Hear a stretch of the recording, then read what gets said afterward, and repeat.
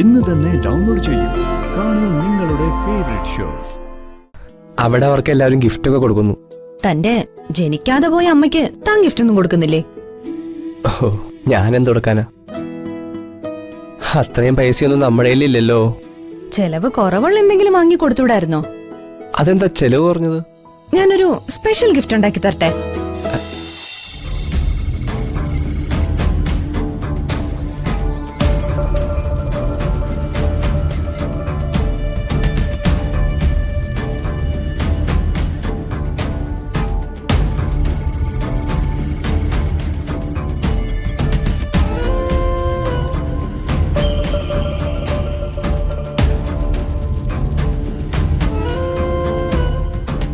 ഐശ്വര്യ,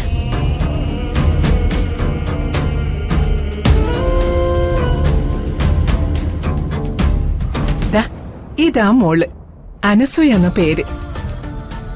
ഞാൻ കുഞ്ഞിലേ കണ്ടിട്ടുണ്ട്. മോക്ക് എന്നെ മനസ്സിലായോ?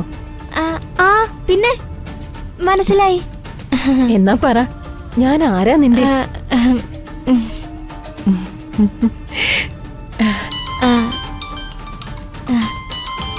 ഞാനിപ്പോ വരാം.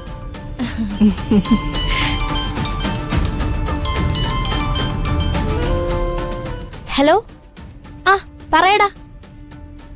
ഇല്ല, ഞങ്ങള് വീട്ടിലില്ല. എന്താടാ?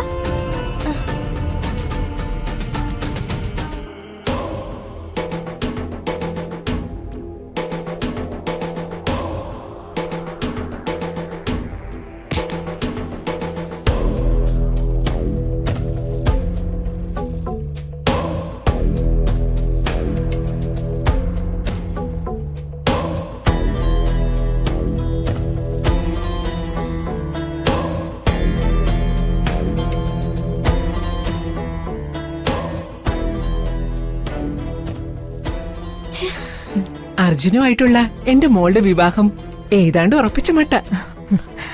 കുടുംബത്തിൽ തന്നെ ആളുള്ളപ്പോ പുറത്തൊന്നും ഒരാളെ ആവശ്യമില്ലല്ലോ. അമ്മേ, അമ്മ ഒന്ന് വന്നേ. എന്താ മോളെ? അതൊക്കെ പറയാം. അച്ഛനും വാ. വന്നേ. ഇപ്പൊ വരാവേ.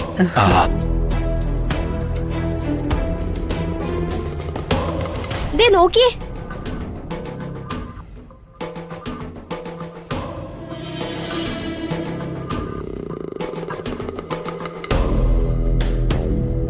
ഇതേതവളോട് അവനിങ്ങനെ കൊഞ്ചി കുഴയുന്നത്? ഞാൻ അന്ന് ടെക്സ്റ്റൈൽസിൽ പോയപ്പോ ഒരുത്തിയായിട്ട് ഉടക്കിന്ന് പറഞ്ഞില്ലേ, അവളാ അത്. എനിക്ക് അത്ര ഇഷ്ടപ്പെട്ട ഡ്രസ്സാ അവൾ അന്ന് എന്റെ വായടപ്പിച്ച് എടുത്തോണ്ട് പോയത്. എന്നിട്ട് അതും ഇട്ട് ഈ ഫംഗ്ഷൻ എന്നെ വന്നിരിക്കുന്നു. നീ അവളുടെ ഡ്രസ്സ് മാത്രമേ കാണുന്നുള്ളോ? അടുത്ത് നിൽക്കുന്ന അർജുനെ കാണുന്നില്ലേ? ഞാൻ രണ്ടുപേരെയും കാണുന്നുണ്ട്, നീ ഒരാളെ കാണുന്നുള്ളോ? ഓ, നിങ്ങൾ അച്ഛനും മോളും കണ്ടോണ്ട് നിൽക്കത്തേ ഉള്ളൂ. ഇത്രയും ബഹളത്തിനിടയ്ക്ക് അവനും അവളും മാറി നിന്ന് സംസാരിക്കണമെങ്കിൽ ചില്ലറ അടുപ്പം അല്ല അവര് തമ്മില്.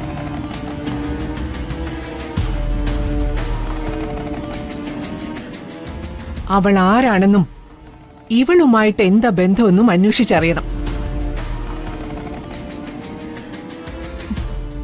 ഡ്രസ് പോയാ വേറൊന്ന് കിട്ടും. ഇതങ്ങനെയല്ല.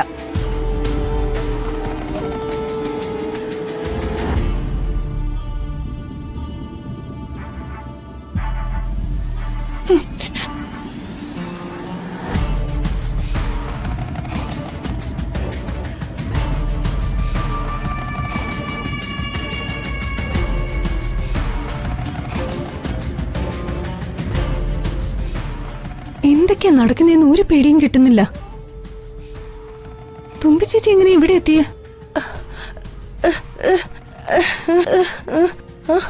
ആ, ചെലപ്പോ അങ്ങനെയായിരിക്കും. ഇവരുടെ വിമാനത്തിലായിരിക്കും ചേച്ചി പഠിക്കുന്നത്. എന്നിരുന്നാ തന്നെയും എന്നെ അമ്മയെ അറിയാത്ത ഭാവം നടിച്ചത് എന്തിനാന്ന് എനിക്ക് മനസ്സിലാവാത്ത.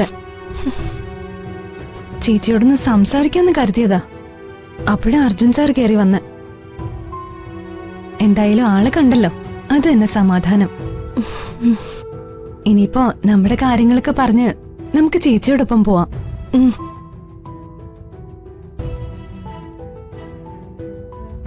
അച്ഛനെ വിളിച്ച് പറയാം. ഇതെന്താ അമ്മയും മോളും ഇവിടെ മാറി എന്നൊരു സംസാരം? മറ്റാരും കേൾക്കാതിരിക്കാൻ. എന്താ തനിക്ക് കേട്ടാ കൊള്ളാന്നുണ്ടോ? എനിക്ക് കേക്കണ്ട, മാറി നിക്കുന്ന കണ്ട് ചോദിച്ചെന്നേ ഉള്ളൂ. അമ്മ ചെല്ല്, ഞാൻ വന്നോളാം.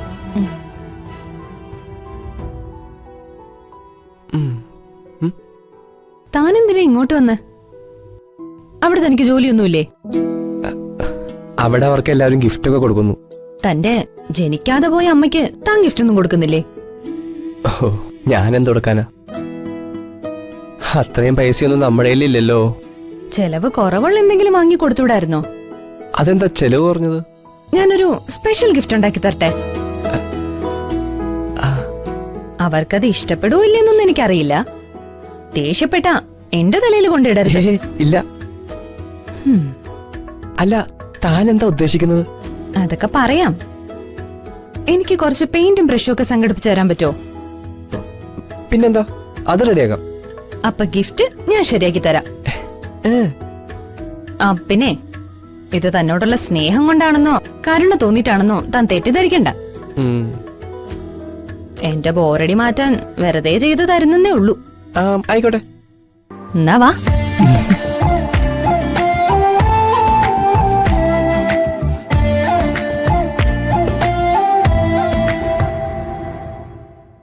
ഈ സന്തോഷകരമായ നിമിഷങ്ങൾ കൂടുതൽ ആനന്ദകരമാക്കാൻ നമുക്കൊരു പാട്ട് കേട്ടാലോ? കേരളക്കര മുഴുവൻ കാതോർക്കുന്ന സ്വരമാധുര്യം. മലയാളി പ്രേക്ഷകരുടെ മനസ്സിൽ തന്റേതായ സ്വരമുദ്ര ചാർത്തിയ നമ്മുടെ സ്വന്തം ഗായിക. ഈ ആഘോഷ രാവിലേക്ക് നമുക്ക് സ്വാഗതം ചെയ്യാം. Let's welcome Shyama.